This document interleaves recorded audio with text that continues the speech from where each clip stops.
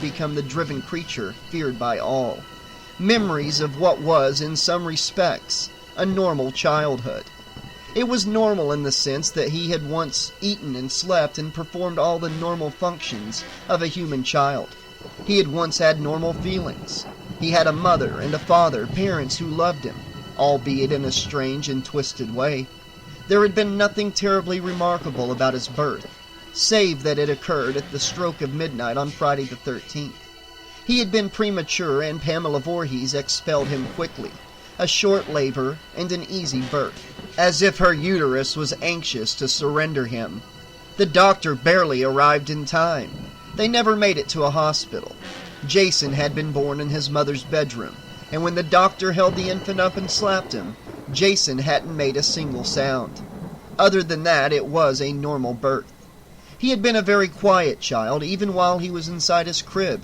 He never woke his mother in the middle of the night, and there had been no need for her to get up at 4 a.m. to soothe her crying baby. Sometimes Pamela Voorhees had been concerned about her child's silence. She would occasionally wake up for no reason in the middle of the night, hearing nothing from her baby's room. She would leave her bed and tiptoe silently to Jason's crib, feeling a need to check on him, to make sure he was all right. And she would find her baby quietly on its back, its eyes wide open in the dark, staring coldly up at her. Even as a child, Jason Voorhees never smiled. He did not cry when his first teeth came in. He did not cry when he fell down and skinned his knees. He did not even cry when the yellow jacket had landed on his palm and stung him while he was lying in the sun in their backyard. He merely closed his little fist and crushed the life out of the offending insect. For a while, everyone had thought he was mute, but medical examinations proved that there was nothing physically wrong with him. Jason could speak. He simply didn't want to. He made all his teachers feel uneasy, though they could never say just why. In school, he did all the things he was supposed to, and he seemed very quick to learn. But he would never answer out loud when he was called upon in class. Instead, he would carefully write his answers down upon a piece of paper and hand them to his teachers silently. One teacher in particular, a young and eager woman who taught him in the 3rd grade, had gone out of her way to try and make him speak. And finally, driven to frustration, she took him by the shoulder, shaking him, demanding that he answer her. Jason said not a thing.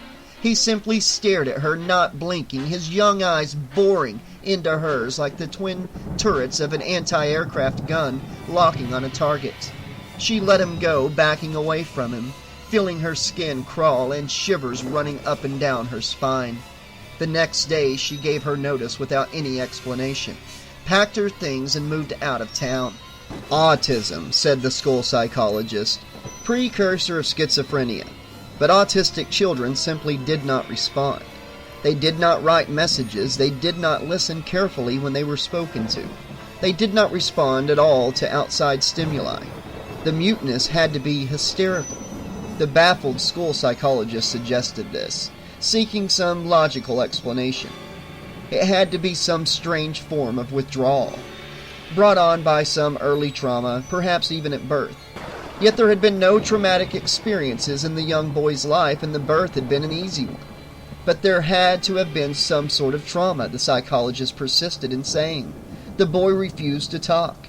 There had to be a reason.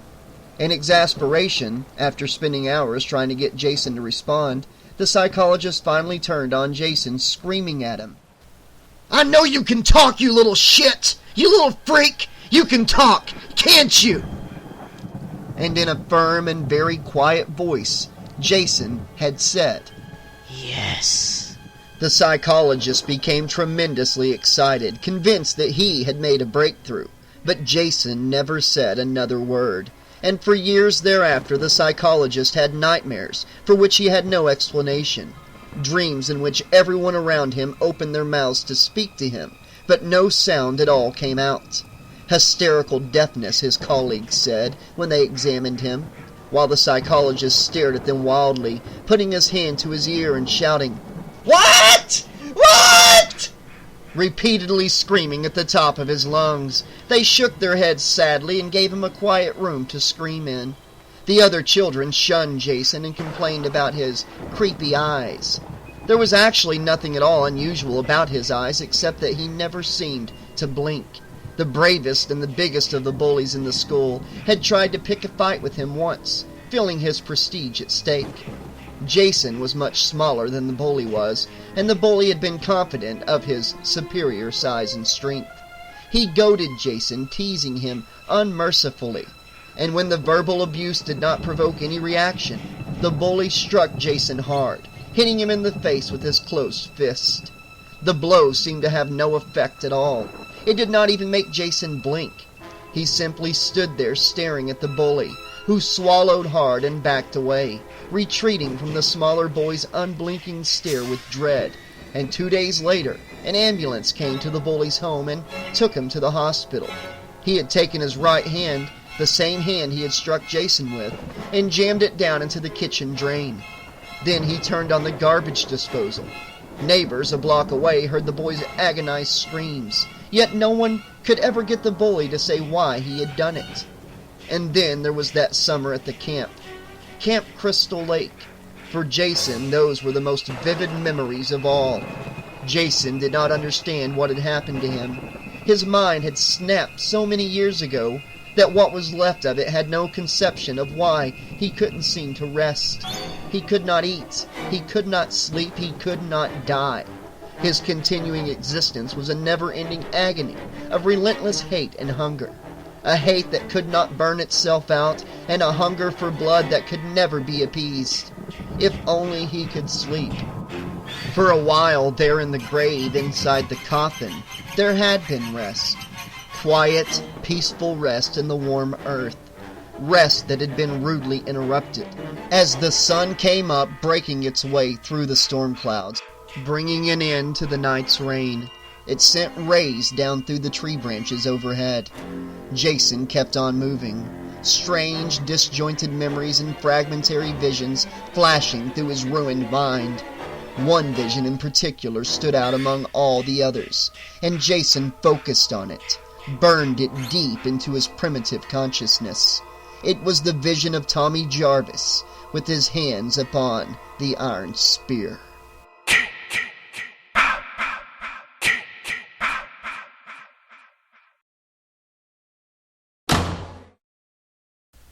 The sounds of a door slamming and young voices talking excitedly and laughing woke Tommy Jarvis, and for a moment he could not remember where he was. Then, as he came fully awake, he remembered the horrible events of the preceding night, and he knew that none of it had been a dream. He sat up on his cot inside the holding cell and looked out through the bars. It was early morning, and Michael Garris had returned to the sheriff's office in the company of 4 teenagers, 3 girls and a boy. One girl, Sissy, was black, sexy, and vivacious, perhaps 18 or 19 years old. The other kids were white. The girl called Paula looked a little punky with short, spiky hair, dyed jet black, and earrings in the shape of upside-down crosses. The boy, Court, was an obvious headbanger with long hair and a heavy metal t-shirt. But the third girl, the one holding on to the sheriff's arm, was the one who caught Tommy's attention. She was beautiful, about 18, with long, lovely legs, gorgeous hair, and a smile that seemed to light up the entire room. He heard the sheriff call her Megan. "Come on, Dad," Megan said, cajoling him. "You can have Rick drive down Cunningham Road and look for them." "Megan," said the sheriff, "my deputies have more important things to do than look for camp counselors with car trouble. I'm sorry." "Sheriff," said the boy with the rock and roll t-shirt, speaking with affected cool, "couldn't you, put out an all-points bulletin for them? That would really be wicked decent." Garris gave him a sour look. "It's just that Darren and Elizabeth are in charge of organizing and setting up the new campgrounds," said Paula, the girl with the new wave haircut. "All the little kids arrived today," said Sissy anxiously. "We're not ready to deal with that alone." Garris sat down behind his desk and picked up the telephone. "Look, I sympathize with you kids. I do," he said patronizingly. He shrugged. "The best I can do is call the station in Carpenter and have them keep a lookout for 'em." "I got a bad feeling about what might have happened to them, sir," Tommy said from his cell. Everyone turned to look at him where he stood just inside the cell, gripping the bars, his eyes connected with Megan's, and she held his gaze. "You gotta convince the sheriff to go look for your friends," he said, thinking that perhaps he could convince the father through his daughter. Garrus obviously did not believe him, but then again, how could he? It sounded insane. Somehow Tommy had to make the man believe. He had to get through to the sheriff before it was too late. From the conversation that the kids were having, he realized that the camp was about to open for the summer. The camp! Jason's camp! If something had already happened to their friends... "Hopefully they're fine," Tommy continued. "But there's a very good chance that Jason..." Garrus jumped to his feet angrily. "Shut up!" Megan came toward the cell, looking at Tommy with interest. Her father hadn't mentioned that he had a prisoner in the holding cell. He always talked about things like that when he got home from work, but it was seldom that anything worth talking about happened here in Forest Green. If he had locked somebody up the night before, she wondered why he hadn't mentioned it at dinner. "Jason who?" "Megan, get away from him," said Garrus. "He's dangerous." Megan heard her father, but she didn't acknowledge him. This boy certainly did not look dangerous. In fact, he looked kind of cute, and her father was always warning her about cute boys. She knew what that was all about.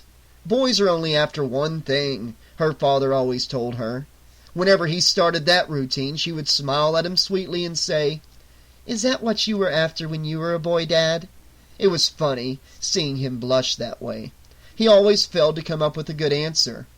"It was different then," he would usually stutter, but he never explained how. Still, just to be on the safe side, she stopped a few feet away from the cell, well out of the dangerous boy's reach. "I'm not dangerous, believe me," said Tommy sincerely. "Jason is out there. He's looking for me. But there's every possibility he'll return to the camp where it all started." Garrus swore under his breath and came around from behind the desk to stand in front of the holding cell. "I told you to shut—" "You mean the Jason of Camp Blood?" Sissy said uneasily.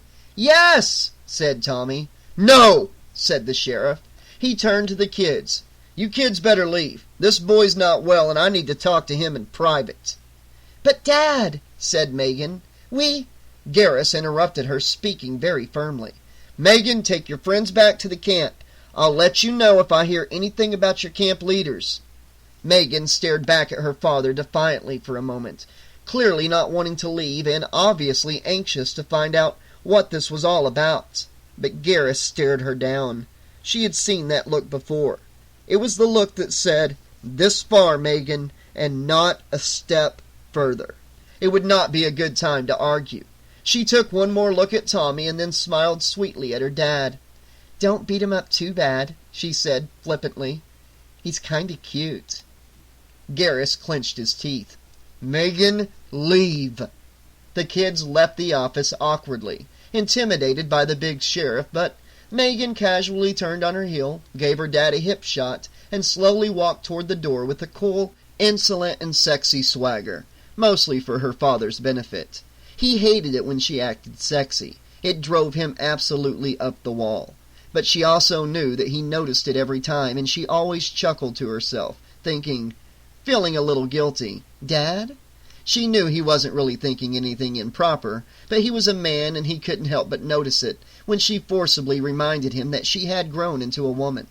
She knew he often wished that he could have his baby girl back, and she didn't want to hurt his feelings.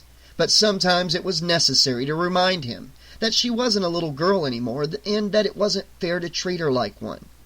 This little gesture of defiance was mostly for his benefit, but at the same time she knew the boy inside the holding cell was watching as well. The moment she left the office, Garrus turned on Tommy furiously. He wasn't going to have this nutcase upsetting people in his town, least of all his own daughter. It was past time to slap this crazy kid down once and for all. "I was going to call the clinic and have them collect your ass," he said. "But I don't want you around here any longer poisoning my daughter or anyone else with your warped sense of humor, boy." "They have to be warned, Sheriff," Tommy pleaded. The sheriff already his mind made up about him. How could he possibly make him see the truth? But he had to try. He had to. There must be a way, he thought desperately. "Jason will return to the area that's familiar," he said. "No matter what you call it, it's still Camp Crystal Lake to him." Garrus walked away from him in disgust, not willing to listen any more. His patience was being strained to the breaking point. "I've given this guy all the slack he's going to get," he thought. "You try to be patient with these damn kids. You try to give them a break, but they just keep on pushing, like they want you to lose control and slap them down." Well, he wasn't going to let it get to him. He had enough headaches with Megan acting up lately, insisting on wearing those tight clothes that showed off her body, flaunting herself, using too much makeup, trying to grow up before her time, and teasing him whenever he said anything about it. Teasing him! Her own father giving him those pouty looks and hip shots, knowing how he hated it when she did those things. He knew what she was doing. Damn kid's trying her wings, he thought to himself. Hell, she's a good girl, but she can see what she looks like in the mirror. She knows what she's got, and she's just trying it out, seeing what it can do. It wasn't as if she was actually going to do anything, but the trouble was that she didn't seem to realize what that sort of trashy behavior implied. He noticed the way she had stood when she was talking to this kid, using that, "Hey, what do you think of this" stance, and it made him fucking furious. Perhaps it was only harmless flirtation, but the thought of her in the back seat of a car with some young punk, his hands all over her, he strapped on his gun and reached for his coat. "We're going to escort you in that shit-pile pickup of yours to the edge of my jurisdiction," he said. He picked up his rifle. "Then we'll say goodbye, and we'll never see your ugly mug around here again." For dramatic emphasis, he cocked the rifle. "Right?" Tommy pushed off the bars in frustration and started pacing in the cell as if he were a caged animal. It was useless. He felt utterly impotent before this redneck sheriff with his macho bullshit. Big man, he thought, threatening a teenager in a cage with a rifle. A tough guy with all the answers. He knew the type. A tough guy with all the answers. He was so furious he could have taken that rifle and smashed its butt into the big man's stomach, knocking the wind right out of him, pinning him to the floor, and making him listen. No, keep your cool, Tommy, he told himself. Maintain. You won't get anywhere with this guy by bucking his authority. That's what he wants. It's the only thing he understands. He obviously loves to be proven right, so he has an excuse to act like a tough cop. That would only justify the way he thinks about kids, Tommy thought. Nobody could tell this guy anything, least of all a kid like me. Kids didn't have any answers according to this guy. Parents did. Christ, this guy was actually a parent. How did an asshole like this ever wind up with a daughter like Megan? She must take after her mother. God, but she was beautiful, and what a pretty name. And the way she walked out of here was sort of pretty too, he thought. No wonder the sheriff had a thing about kids. He must go apeshit every time a boy walks past the house. With an effort, Tommy forced his thoughts away from Megan and back to his own, much more immediate problem. So the sheriff was going to run him out of town. He almost laughed. Jesus Christ, he thought, what a fucking John Wayne mentality. And then he realized that being escorted out of town was just the answer to his problem. It looked like there was a way to get through to Garrus after all. And the redneck cop might be handing it right to him.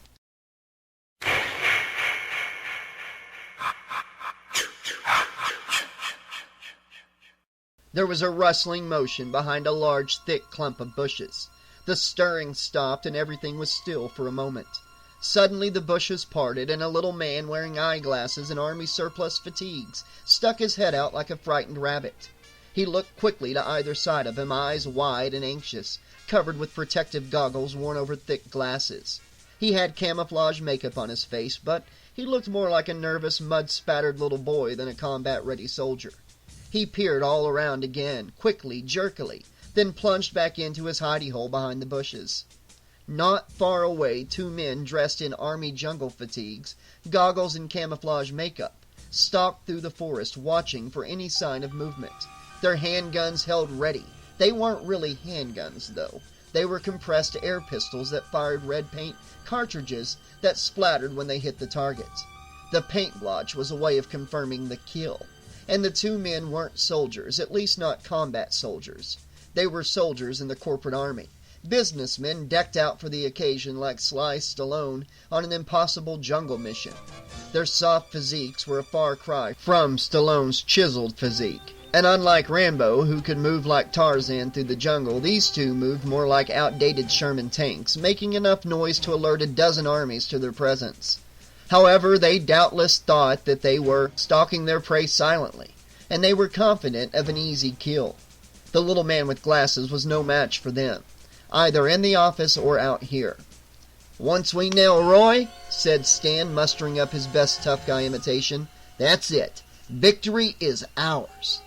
"This is taking forever," said Larry, the heavier of the two, speaking in a whining tone. "I'm starving." "That's your problem, Larry," Stan said harshly. "That's why your cells are always below quota. Your instinct to eat is stronger than your instinct to win."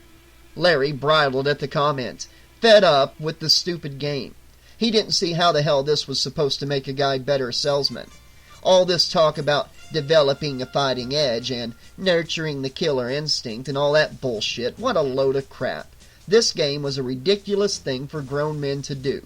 They were playing cowboys and Indians in the woods, for Christ's sake, stalking each other with paint guns.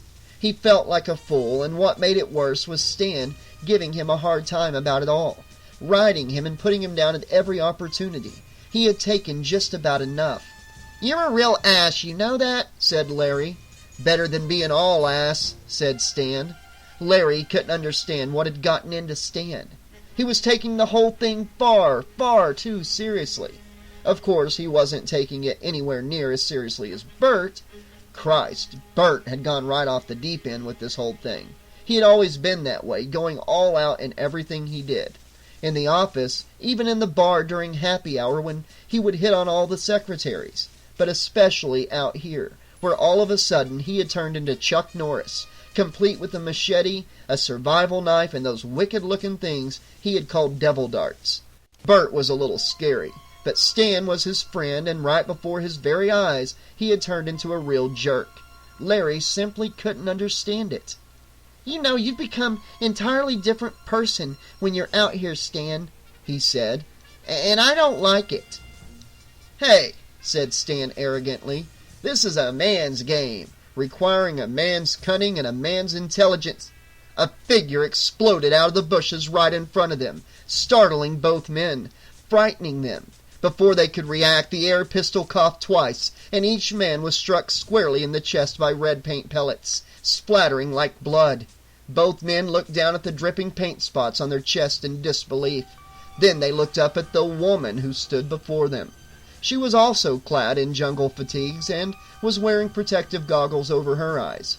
Katie raised the air pistol's barrel to her lips and blew away imaginary smoke. "With the woman's touch," she said, grinning. "Now wait a second," Stan protested. "I thought Bert shot you." Katie did a model's turnaround for them. "See any paint?" she said, grinning. She was pleased with herself. These two turkeys had it coming. "Sorry, guys," she said. "I did in, Mr. Commando, weapons and all. Survival is the name of the game, and that flag is mine." As the trio walked away, they were completely unaware that they were being watched. And even if they'd known, they could never have imagined that the watcher was playing a very different sort of game. "I can't believe it," Larry said, looking down at his paint-splattered fatigues, both upset at having been killed by Katie, but secretly relieved that it was over now. After a whole day of stumbling around in the woods, he was really hungry. Still, it wouldn't do to give Stan any more reasons for giving him a hard time about it. He pretended to be upset about being out of the game. "Bert never gets hit. We never should have let her play." "It's a damn company executive game," said Stan bitterly, "and she's a damn company exec." Katie stepped between them. Now, boys," she said, amused by their immature attitude, finding it funny that everyone was taking this so seriously. "Don't be spoil sports. Put on your headbands." Reluctantly, they reached into their pockets and pulled out the black headbands with the white letters spelling out the word dead, the headbands that identified those players killed in combat. As they dragged their heels through the woods, Jason watched them intently. Then he moved to follow them, stalking his prey silently, about to turn their corporate game into a real struggle for survival.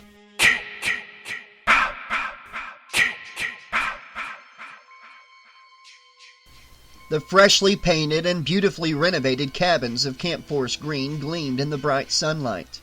Crystal Lake, though no one ever called it that anymore, gave off shimmering sparkles of light, like bright blue gleaming bands of mylar. Everything looked beautiful and new, free from the taint of its violent past. Nothing shocking could happen here. This was a peaceful place, soon to be filled with the playful laughter of small children. The neatly painted boats were all moored at the wharf, waiting to be rowed out upon to the placid lake. The camp equipment was all bright and shiny, ready for the summer games. All that was missing were the head counselors, Elizabeth and Darren, who should already have arrived, but still showed no sign of turning up. "I'm getting worried," Paula said, as she helped her friends carry boxed supplies from their car to the kitchen. "About Jason?" said Court, the headbanger, a smirk upon his face. He wasn't at all worried. He was cool. He was mellow. Hey, no hassle, just a nice and easy summer watching a group of little kids and scoping out the local female talent. At the end of it, he'd have enough money to pick up the black Gibson Les Paul guitar he'd been lusting after all winter. "No," said Paula, ignoring his sarcasm. "I'm worried about Darren and Elizabeth. They should have at least called, don't you think, Megan?" Megan's mind was not on the conversation. She was drifting, thinking about that boy back in the holding cell. He had been pretty upset, that much was clear. But he had also seemed sort of nice. He didn't look at all dangerous to her, and she didn't believe he was, no matter what her father said. He had nice eyes. She wondered what her father had arrested him for. Sometimes she thought her father would like to arrest every teenage boy in town, just to keep them away from her. God, the man is smothering me, she thought. I just can't handle it. She knew he loved her and that he meant well, but sometimes he just made her want to scream. He had bought her that new car when she graduated from high school last spring, a bitchin' bright orange Camaro. At the time she had thought, at last he's finally starting to treat me like a grown-up. But she soon realized why he had picked out that car and in that particular color. Not because it was a bitchin' color, but because it stood out like a sore thumb from all the other cars in town. All his deputies would know it was her car, so they would be able to spot it from a mile away and radio her whereabouts in to Sheriff Daddy. It was bad enough to have her father checking up on her all the time, but to bring the whole Forest Green PD in on it as well was simply too much. And especially that Rick Cologne, who was always looking at her tits. God, the man was sleazy. "Megan!" "Huh? Yeah, what?" Sissy giggled. "This girl's back in that cell with her prisoner of love." Megan gave her a playful glance. "What's it to ya?" "Don't be playing with no crazy jailbird," said Sissy, affecting an experienced jive-ass street tone. "Those dudes are bad news." "Yeah?" said Megan. "How would you know?" "Hey, I've been around long enough," said Sissy, "to see plenty on TV." Everyone laughed, and Cord emitted a theatrical groan. "I don't know," said Paula dubiously. "He seemed pretty weird with all that Jason stuff." "Yeah," said Court, grimacing. "He was really into it." "Maybe he was telling the truth," said Megan innocently, keeping a straight face. Everyone stopped and stared at her. Megan played it out. "Just because our parents keep telling us that Jason was only a legend doesn't mean it wasn't true, guys," she said. "What if Jason did come back here, looking for those counselors who caused him to drown when he was a boy? Searching for the one who decapitated his vengeful mother." She paused, her tone made it heavy with mock drama. "And you know what today's date is, don't you?" They stood there staring at her, not certain if she was serious or not. Suddenly Megan looked past them, as if seeing some horrifying vision just behind them. "There is only one thing even more terrifying," she said, making her eyes wide. "What?" said Court nervously, suddenly afraid to turn around and look to see what she was staring at. Megan suddenly stretched out her arm and pointed behind them at the big yellow bus that was turning into the camp gates. The bus pulled to a stop and the door slid open, disgorging a horde of screaming youngsters. The counselors stared at the swarming mass of small children with dread, pretending to be horrified by the vision. "I think I'd rather deal with old Jason," Sissy said.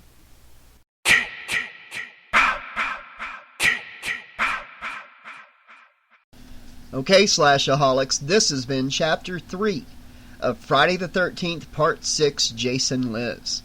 First off, let me tell you all, I hope you have had a very happy Thanksgiving today, if you do celebrate that holiday.